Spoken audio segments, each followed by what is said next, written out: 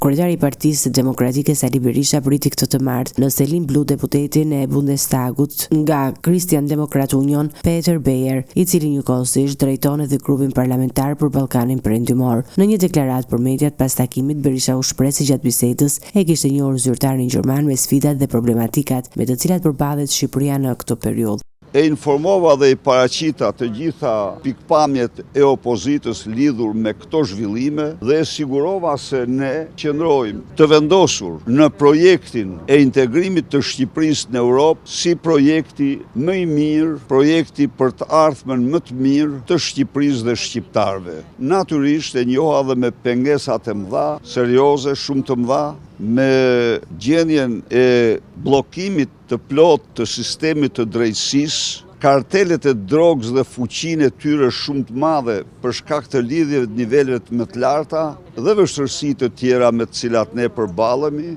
Nga ana tjetër, deputeti gjerman Peter Beyer bëri të ditur se në bisedë me kryedemokratin është diskutuar gjithësisht për procesin e integrimit evropian të Shqipërisë. Ai theksoi se vendi shpesh përmendet si një nga shtetet që ka parë progres në rrugën drejt integrimit në Bashkimin Evropian, por shtoi se ka këtë vështrimi i Berlinit ekzistojnë ende disa sfida dhe zhvillime që duhen ndjekur me vëmendje, veçanërisht sa i përket çështjeve që lidhen me sistemin e drejtësisë. Ndërkohë, Sali Berisha ka paralajmëruar edhe protestën e radhës kombëtare të opozitës, e cila është thirrur të mbahet në 12 mars përpara kuvendit. Ai e ka cilësuar këtë tubim si një nga protestat më të mëdha paqësore që sipas tij ka njohur ndonjëherë vendi.